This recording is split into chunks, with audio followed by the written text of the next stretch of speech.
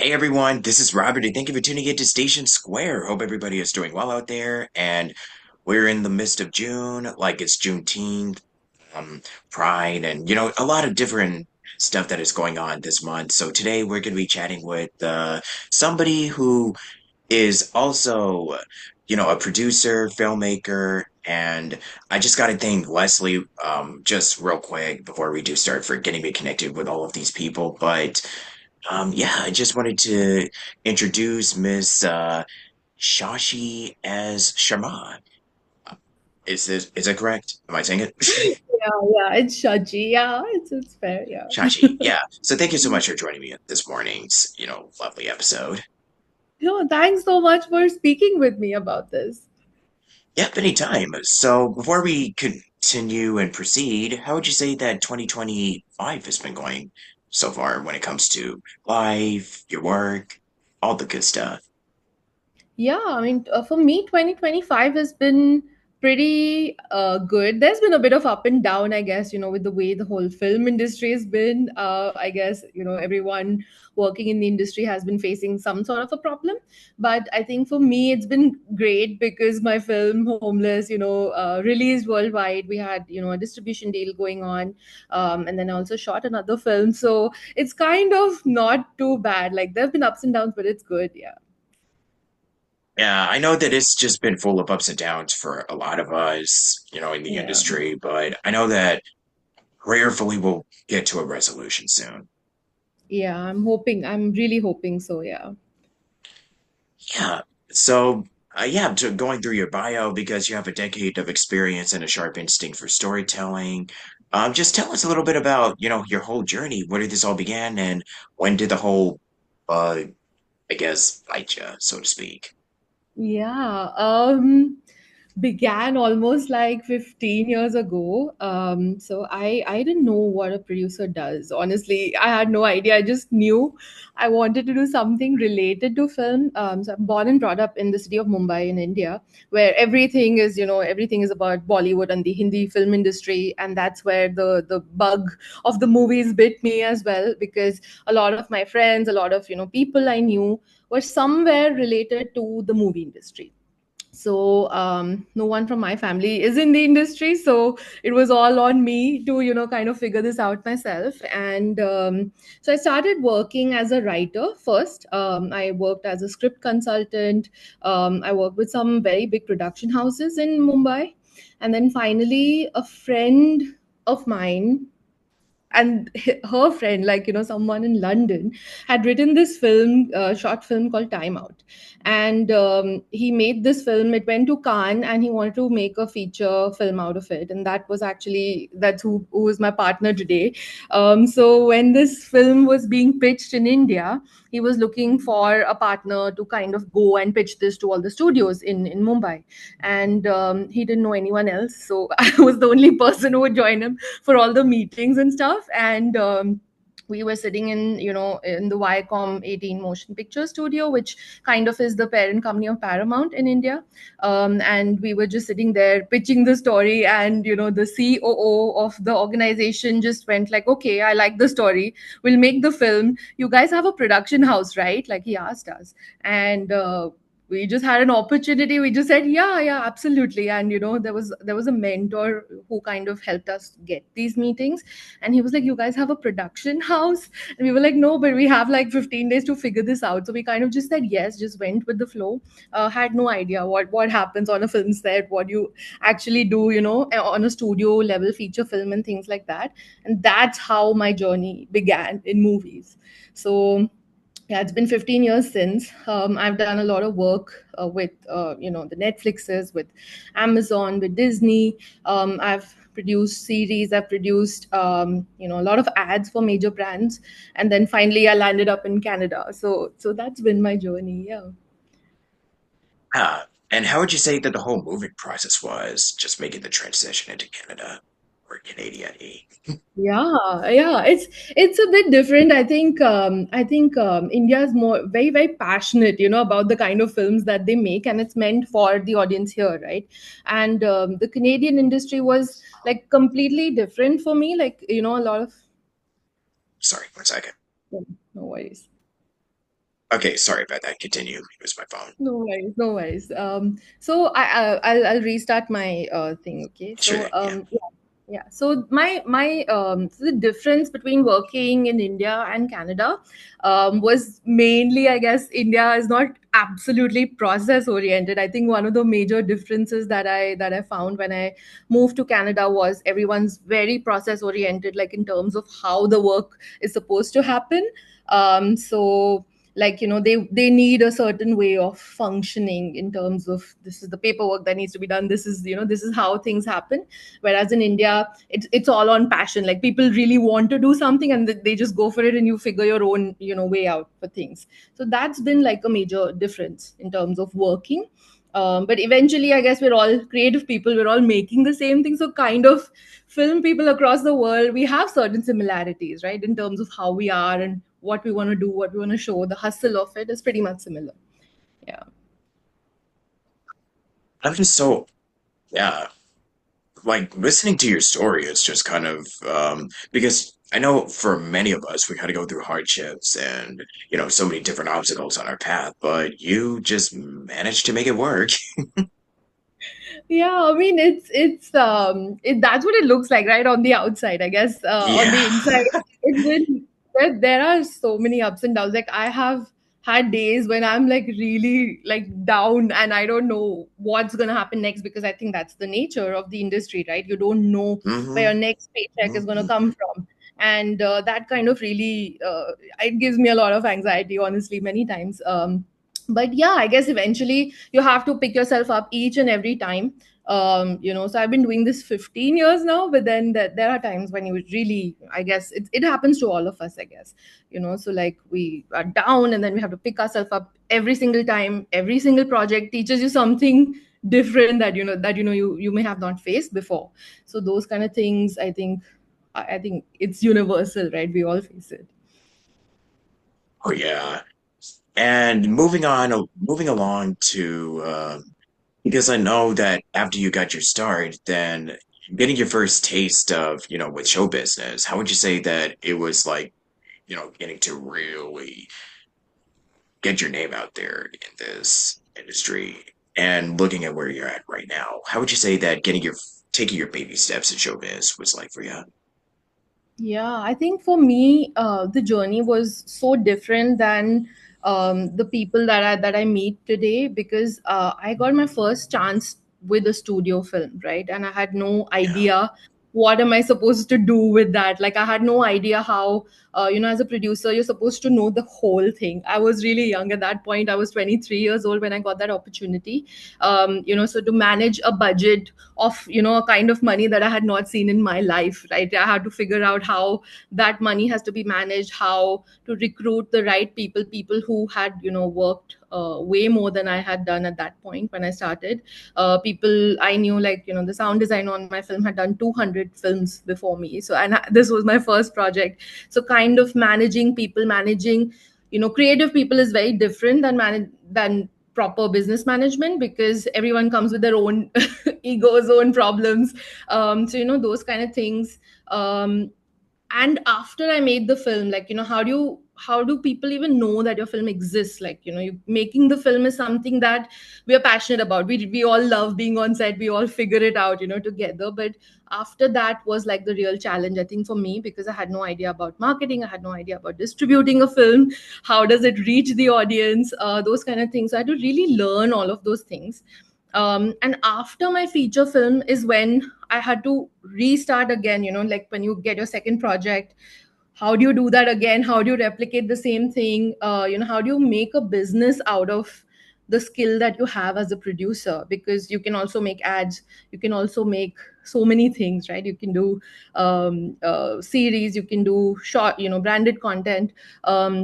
So I guess that's something, like for me, baby steps. Like I was just put like in the in the biggest pile of things, like right from the start. But then I had to learn after that. Like for me, the first step was not that difficult. Like although at that point I thought that was like really difficult, getting them to sign the contract. And also negotiating contracts with studios is like tough, is really tough. So especially when you didn't know. So I had to, like, I think, arm myself with people who knew more than me. I kind of, figured out who, yeah.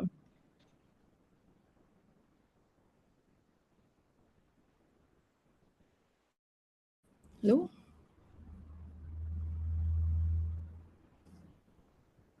Hello? Hello? Yeah, can you hear me now? Yeah, I can hear you. What were you saying? I think the it kind of cut out a little bit there. I don't know what happened. Yeah. Okay. What was the last thing you had heard? It was signing contracts, negotiating it. Then you kind of. Yeah, so I was talking about even negotiating contracts like with the studio was it's a tough thing to do, you know. So not just getting the first yes from a studio, and after that is like the hard work is actually after you get the yes from the studio. So that's what I was talking about. Oh yeah. Because I know when you're negotiating contracts and going through all the paperwork, it can be very daunting. Like it's a super daunting task of itself, and that's why it just really helps to have like a team of people who help you out and just be with you each and every step of the way. You know, just collaboration. Dreamwork makes the teamwork is pretty much my motto for today and Yeah, no, on. that's absolutely true. Yeah. No, that's absolutely true. I think filmmaking is all about collaboration. For everything, like even getting the right legal team to back you, the right account people to back you, the right finance people to kind of understand how your taxes work, how your legalities work when it comes to filmmaking is also so important, and something that no one talks about. When you enter the industry, nobody tells you that this is what you also need to know. But then I learned the hard way, so I had to like figure that out by myself. But that's definitely, you need a very good team with you to kind of make things happen. I think that's whether it's people who are cinematographers, or people who are actually making the film, along with that, even people, all sorts of people. Like, you should have a good network of people that you work with. Alrighty. Yeah, and speaking of storytelling, I know that's something that has been a part of you since you were Yeah. very young. So, what would you say? Sorry, how would you say that that was kind of like it really got your foot in the door with Netflix as the scriptreader? Yeah, I think the film Timeout that I made, the feature film, right? It was each project that I do, I try to pick a subject that kind of says something to society, like kind of mirrors society in a certain way, that people do not talk about it. They don't look at things that way. So Timeout, the first film that I had done, was a film about a 14-year-old boy who finds out his elder brother is gay, but how life affects the 14-year-old. So it was not about the brother, it was from the point of view of the kid, like what happens to him when he idolizes his brother and his world is just turned upside down. In a society like India, what happens to you? And it was a very bold subject at that point in time to pick up, to talk about. And that got someone like a Netflix interested, because that film took 7 years, and in 20, like, we started shooting in So, 2013. wow. Yep, stuff like this And takes a while.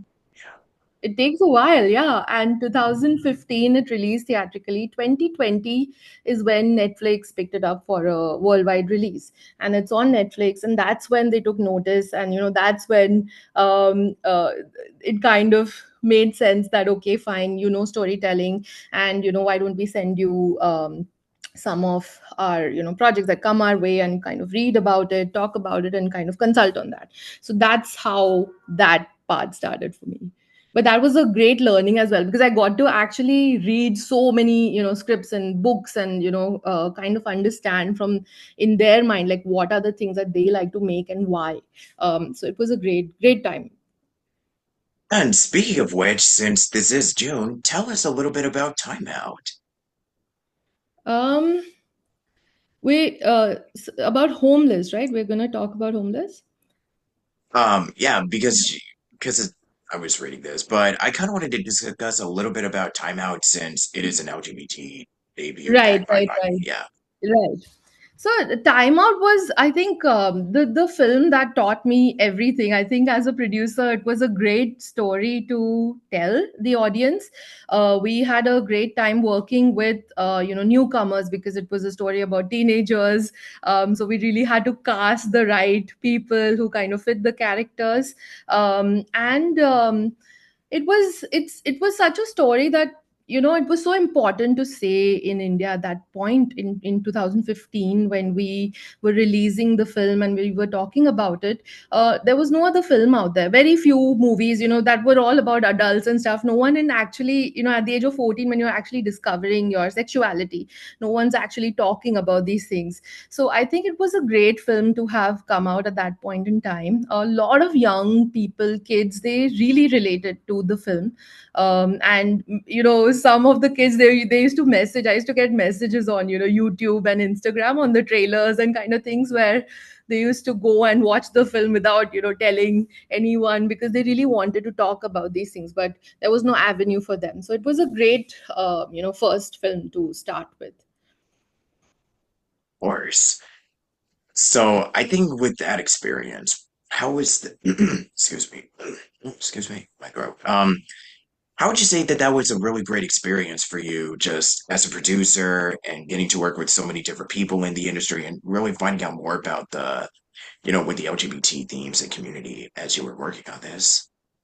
Yeah, we did a great amount of research. I think my partner who wrote the film did a lot of research. We had help from the LGBT community in India. We made them read the script. We kind of met a lot of people, a lot of real stories, that came out to us. We kind of incorporated a few incidents that we heard from people, and then we wanted to put that in the movie. Um, um, yeah, it was great. We kind of had a lot of help, a lot of support actually, from a lot of different kind of organizations that came on board to support the film. And even producing this movie, like, I actually thought that this subject would not get made that easily, because it was a taboo, right? A taboo topic to talk about, especially at that point in India. When we made the film, it wasn't legal to be gay in India at that point, right? So that law has changed since the film release. But I also feel that film really opened the doors in the Indian film industry to kind of bigger producers and more well-known directors, actors, to come out and portray a lot of gay characters, which wasn't existent in the Indian film industry before 2015. So now, yeah, you see a lot of actors coming out, and they're talking about it. Directors or people who are actually even who belong to the LGBTQ community, but they didn't want to come out and talk about it in public. They've started doing that. So I think it was a great film to start that conversation. Yeah.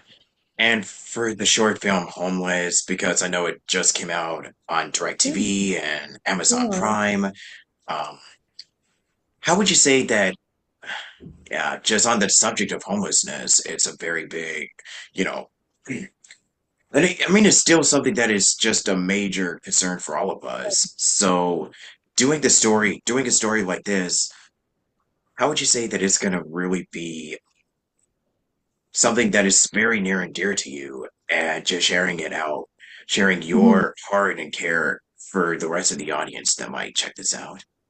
Yeah.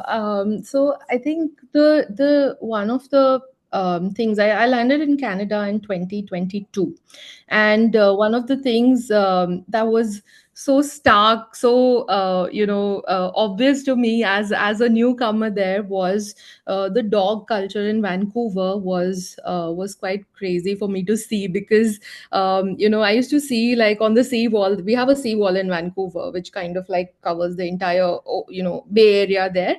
And I used to see dogs in prams, right? Like, literally people treating dogs like their own kids and stuff, right? And so it was really something to kind of behold as an immigrant, because I've worked in many cities across the world, but it's something that was really different in Vancouver. And I would see this on the front, frontal side of my house, and behind my house in the back alley, I would see a lot of homeless people, with dogs.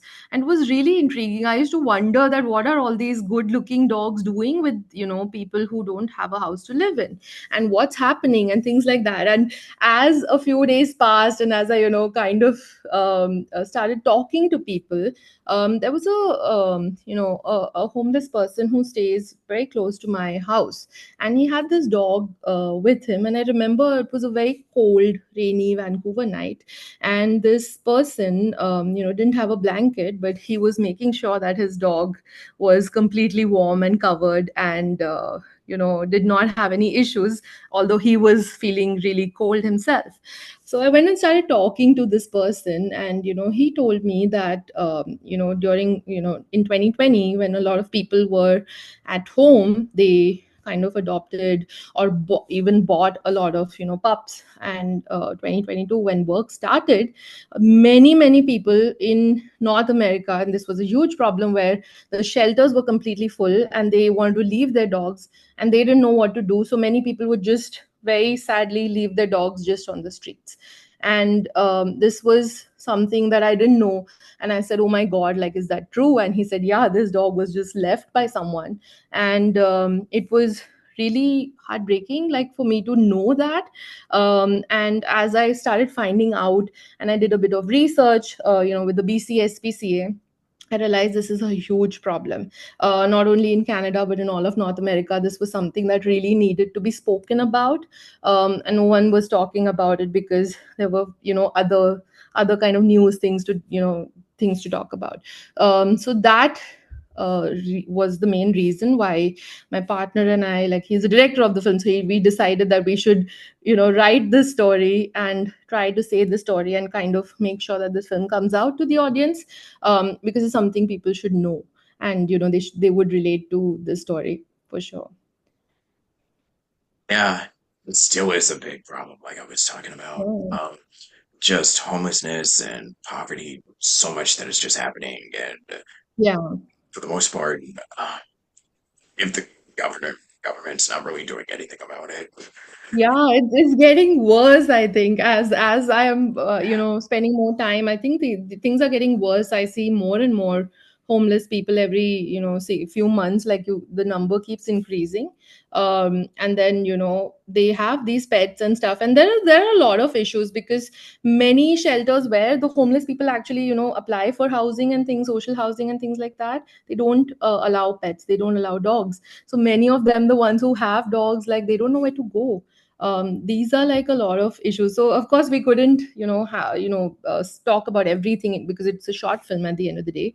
But we did tap on, the part of abandoning a dog, just, heartlessly abandoning a dog, and how the dog finds love with the homeless person. So that was the story that we tried to speak about.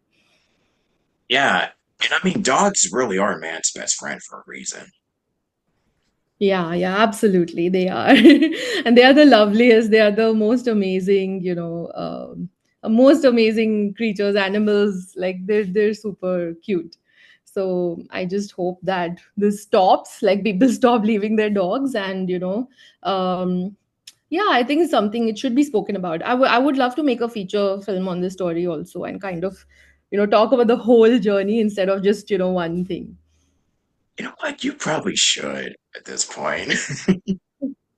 Yeah, yeah, we're writing the script for the feature as well. So hopefully, let's see, hope someone picks it up. But yeah, that was something. I also, one more thing I wanted to talk about was, I didn't know this at that point, but a lot of the dogs that were being abandoned, they were from the bully breed.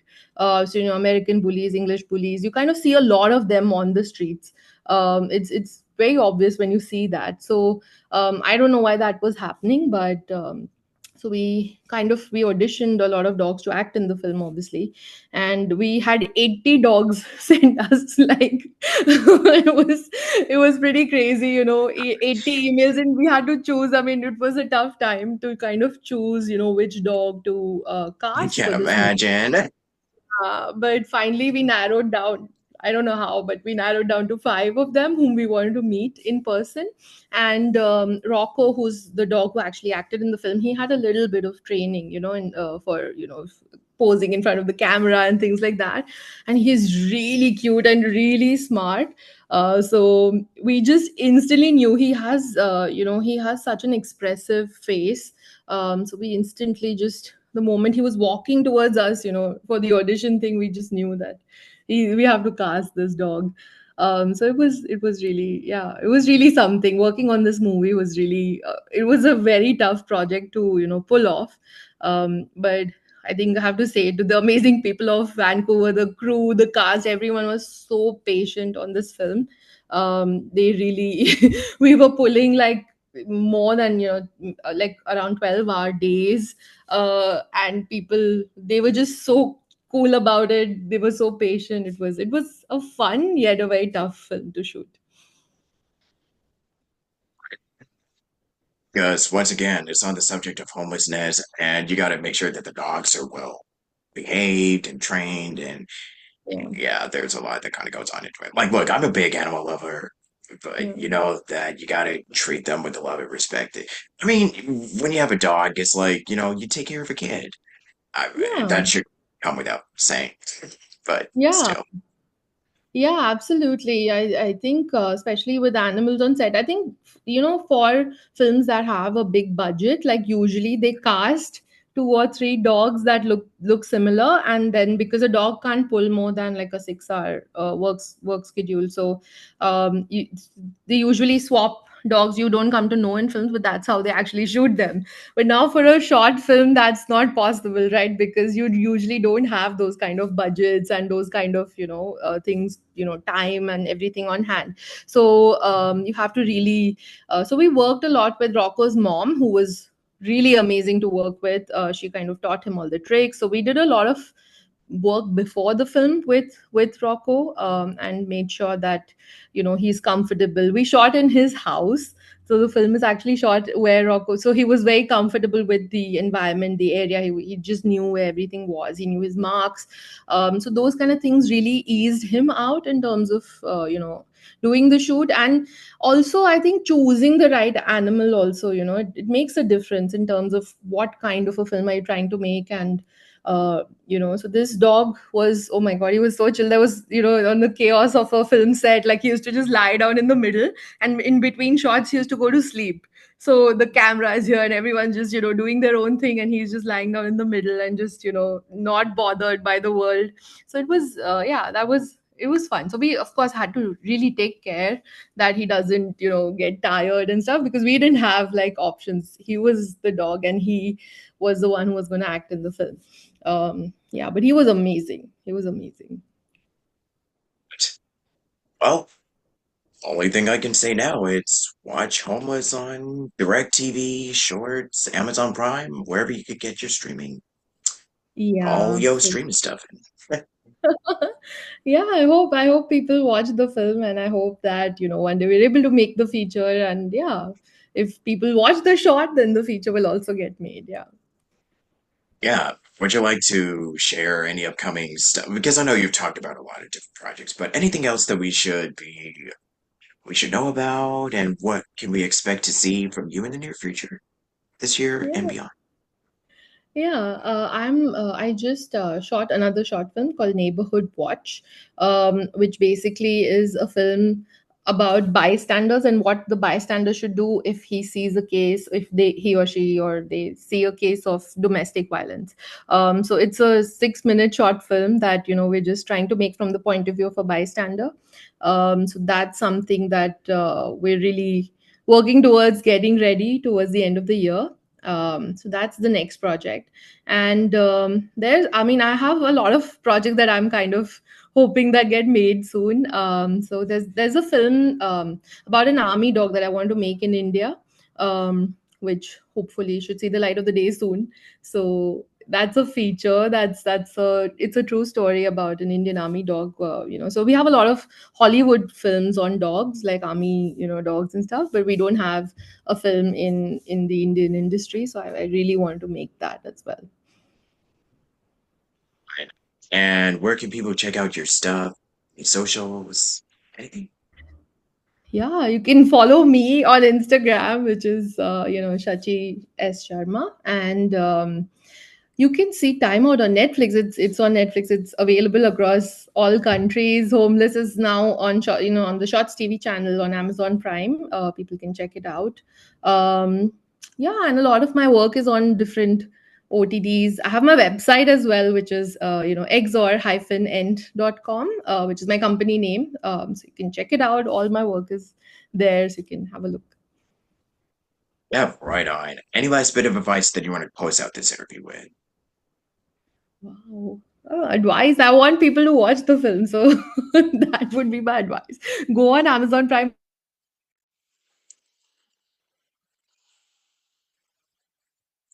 I know. Resume. Tech difficulties. Anyways, you were saying? Yeah.